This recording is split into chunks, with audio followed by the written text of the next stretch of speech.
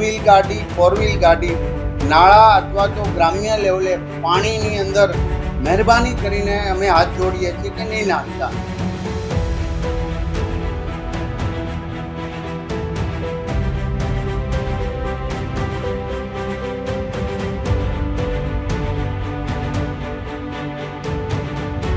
પરિસ્થિતિ એટલી ગંભીર ના બને તે માટે હવે જિલ્લા વહીવટી તંત્ર પણ સંપૂર્ણ એલર્ટ મોડ પર છે.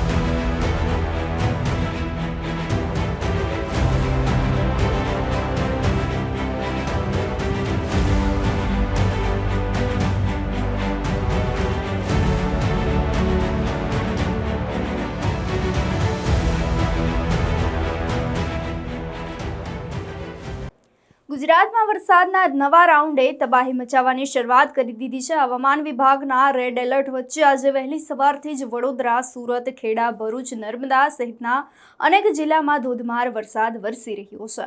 અનેક રસ્તાઓ પાણીમાં ગરકાવ થઈ ગયા છે. બચાવ માટે NDRF અને સ્થાનિક તંત્રને પણ સ્ટેન્ડ બાય રાખવામાં આવ્યું છે. જ્યારે રાજ્યના 9 જિલ્લાઓની અંદર જે છે તે શાળા અને કોલેજમાં રજા જાહેર કરવામાં આવી છે.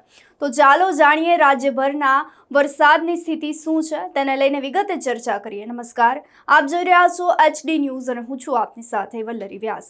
વહેલી સવારથી જ જ્યારે શહેર અને જિલ્લાભરની અંદર ભારે વરસાદની શરૂઆત થઈ ગઈ છે ત્યારે શહેરમાં અંદાજિત 2 ઇંચથી પણ વધારે જે છે તે વરસાદ ખાબક્યો હોવાનું નોંધાયું છે. જ્યારે જિલ્લાના તમામ તાલુકાઓમાં સરેરાશ 1 ઇંચ જેટલો વરસાદ પડ્યાનું નોંધાયું છે. ભારે વરસાદના કારણે સ્ટેશનનું ગરનાળું, આ સાથે જ જેતલપુર ગરનાળું અને પ્રિયલક્ષ્મી ગરનાળું સહિતના અનેક નીચાણવાળા વિસ્તારોમાં પાણી ભરાઈ ગયા છે. કેટલાક વિસ્તારોમાં વાહન ચાલકો પણ પ્રભાવિત બન્યા છે. પરિસ્થિતિ એટલી ગંભીર ના બને તે માટે હવે જિલ્લા વહીવટી તંત્ર પણ સંપૂર્ણ એલર્ટ મોડ પર છે. જિલ્લા કલેક્ટર કચેરી ખાતે બચાવ કામગીરી માટે દાહોદથી 3 જેટલી બોટ મંગાવવામાં આવી છે. આ સાથે જ હવે 1 JCB અને 2 ટ્રેક્ટર સહિત અન્ય જરૂરી સાધનો પણ સ્ટેન્ડ બાય રાખવામાં આવ્યા છે. તો ખાસ કરીને સુરત અને વડોદરા સહિતના શહેરોની અંદર ધોધમાર વરસાદ ખાબકી રહ્યો છે ત્યારે ઇમરજન્સીમાં તાત્કાલિક રાહત અને બચાવ કામગીરી પણ શરૂ કરી દેવામાં આવી છે. સુરતની વાત કરીએ તો શહેરના અનેક વિસ્તારોમાં વહેલી સવારથી જ ધોધમાર વરસાદ વરસી રહ્યો છે.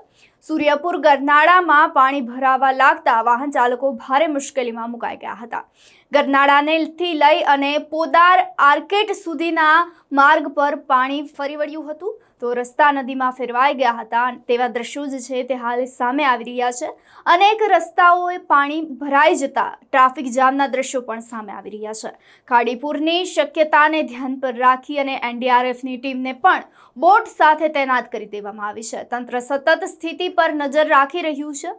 રાજ્યમાં સવારે 6 વાગ્યાથી 10 વાગ્યા સુધીમાં કુલ 87 તાલુકામાં વરસાદ પડ્યાનું નોંધાયું છે. તો માત્ર 2 જ કલાકમાં ખેડા જિલ્લાના વસો તાલુકામાં 5 ઇંચ વરસાદ પડ્યાનું નોંધાયું છે. અનેક વિસ્તારમાં પાણી ભરાઈ ગયા છે.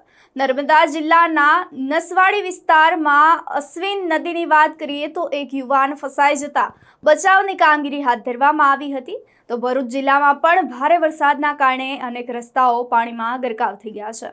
સામાન્ય જનજીવન પ્રભાવિત બન્યું છે તેવા દ્રશ્યો સામે આવી રહ્યા છે. ભારે વરસાદની આગાહીને ધ્યાન પર રાખી અને રાજ્ય સરકાર પણ સંપૂર્ણ એક્શન મોડ પર આવી ગઈ છે.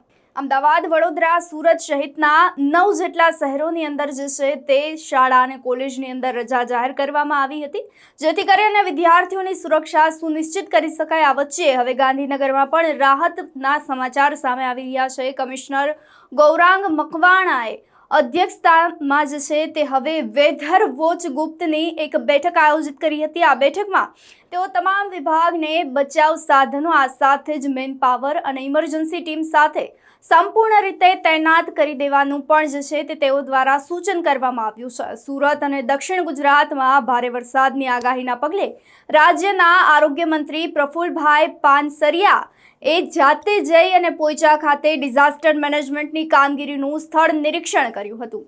તેમની સાથે સુરત જિલ્લા કલેક્ટર, નાયબ કલેક્ટર, આ સાથે જ ડિઝાસ્ટર મામલતદાર સહિતના ઉચ્ચ અધિકારીઓ પણ હાજર જોવા મળ્યા હતા. મંત્રીએ તમામ સંવેદનશીલ વિસ્તારોનું નિરીક્ષણ કર્યું હતું.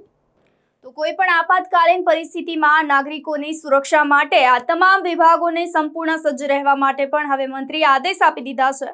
ત્યારે કામગીરીના નિરીક્ષણ દરમિયાન પ્રફુલ પાનસરિયા શું બોલ્યા તે સાંભળી લઈએ. વખત બધાને વિનંતી કરું છું, ગયા વખતે જે વરસાદ, કારણ કે વરસાદ જ એટલો બધો હોય કે જેથી કરીને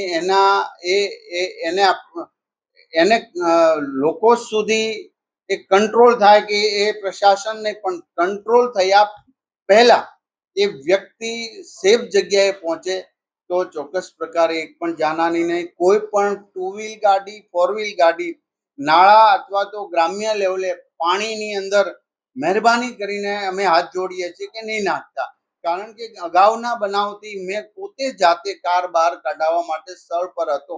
તો આપણું જીવન શ્રેષ્ઠ છે. ઉતાવળ કરીને ઘરે પહોંચવું, હવે જ્યાં છો ત્યાં સેફ જગ્યાએ રહેવું એ બહુ જરૂરી છે. જ્યાં જ્યાં પાણી આવે છે, જ્યાં જ્યાં પાણી આવ્યું હતું એ જગ્યાએથી શિફ્ટિંગ કરીને પહેલા માળ અથવા તો આપણી સેફ જગ્યાએ રહેવું છે. કોઈ ડરવાની જરૂર નથી, ગભરાટ નહીં. આ કુદરતી આફત છે, તો એની સામે લડવા માટે આપણે તંત્ર પણ સજ્જ છે ને આપણે સૌ સાથે મળીને એક 24 કલાકનું દૂધ, શાકભાજી અને પાણી આપણા રીતના વ્યવસ્થા કરી જ લેવી જોઈએ, જેથી કરીને કશું જ ન થાય તો પણ આપણી આ વ્યવસ્થા હોય, જેથી કરીને 24 કલાક સુધી કંઈ વધુ વરસાદ હોય તો આપણે એમને રાખી શકીએ. Team collector, team commissioner, team police, team DDO અને અમારા બધા જ એમએલએ મિત્રો, બધા જ પોતપોતાની ઓફિસ અને કોર્પોરેટરશ્રીઓ, તાલુકા પંચાયત, જિલ્લા પંચાયતના સદસ્યશ્રીઓ પોતાના વિસ્તારની અંદર છે અને બધા જ સ્ટેન્ડ બાય છે. કામરેજ વિધાનસભાના વધુ પાણી આવવાના બનાવો, કારણ કે ત્યાં વરસાદ વધુ, એ પાણી સુરતની એન્ટ્રી છે, તો ત્યાં પણ આપણે એક ટીમ ફાયર બ્રિગેડની અને એક બોટ ત્યાં પણ આપણે વ્યવસ્થા રાખવામાં આવી છે. તો આજે ફરી વખત સેફટી એ જરૂરી છે ને બધા જ માટે પાણીમાં ક્યાંય ન જવું, કે 24 કલાક માટે તમે સંયમ રાખવીને એક પણ ક્રોસ ન કરવો, ક્યાંય કાર ન ચલાવી, એટલી હું વિનંતી કરું છું. અમારી ટીમ આખી નાઈટ આજે પણ જાગવાની ને એની સાથે હું પણ છું, આપ પણ છો, ત્યારે સાચી માહિતી સમયે સમયે અમે આપ્યા કરશું, જેથી કરીને તમે કોઈ અફવાઓની અંદર લોકો ના આવે, એની અમારે વિનંતી છે. નવસારી શહેરમાં વહેલી સવારથી જ જ્યારે ધોધમાર વરસાદની શરૂઆત થઈ ગઈ છે, જનજીવન પ્રભાવિત બન્યું છે, ત્યારે જૂના થાણાથી લઈ અને વિરાવળ સહિતના તમામ શહેરના અનેક વિસ્તારોમાં સતત પાણી વરસી રહ્યું છે. ભારે વરસાદના કારણે મુખ્ય માર્ગો પાણીમાં ગરકાવ થઈ જતા વાહન ચાલકો ભારે હાલાકી ભોગવી રહ્યા છે. વિઝિબિલિટી ઘટી જતા વાહન ચાલકોને દિવસ દરમિયાન પણ હેડલાઇટ ચાલુ રાખવાની ફરજ પડી હતી. જૂના થાણા વિસ્તારમાં મુખ્ય માર્ગ પર પાણી ભરાઈ જતા ટ્રાફિકની ગતિ ધીમી પડી ગઈ હતી. તો હવામાન વિભાગે ભારે વરસાદની એલર્ટ જાહેર કર્યું છે. તે વચ્ચે હવે તંત્ર પરિસ્થિતિ પર સતત નજર રાખી રહ્યું છે અને હવામાન વિભાગે હવે જ્યારે રાજ્યમાં હજુ પણ આવનારા 2 દિવસ ભારે વરસાદની આગાહી વ્યક્ત કરી છે, ત્યારે 2 ઓગસ્ટ સુધી ભારે વરસાદથી અતિ ભારે વરસાદની આગાહી વ્યક્ત કરવામાં આવી છે. ખાસ કરીને અમદાવાદ અને સમગ્ર દક્ષિણ ગુજરાતના શહેરોની અંદર અને 13 જિલ્લાઓની અંદર હાલ રેડ એલર્ટ જાહેર કરવામાં આવ્યું છે. તો રાજકોટ, અમરેલી, સુરેન્દ્રનગર સહિતના 7 જિલ્લાઓને ઓરેન્જ એલર્ટ પર રાખવામાં આવ્યા છે. ઉત્તર ગુજરાત અને સૌરાષ્ટ્રના પંથકમાં તમામ જિલ્લાઓની અંદર યલો એલર્ટ સાથે ભારે વરસાદની શક્યતાઓ વ્યક્ત કરવામાં આવી રહી છે. વરસાદની અસરગ્રસ્ત વિસ્તારમાં જો તમે રહો છો તો બિનજરૂરી મુસાફરી કરવાનું ટાળો. પાણી ભરાયેલા રસ્તાઓ પર અથવા તો નદી નાળાથી દૂર રહો. અને આ તમામ માહિતી જે છે તે તંત્ર દ્વારા હાલ જાહેર કરવામાં આવે છે, તેના પર નજર રાખો અને ગુજરાતમાં વરસાદની તમામ અપડેટ માટે જોડાયા રહો HD ન્યૂઝ સાથે. નમસ્કાર.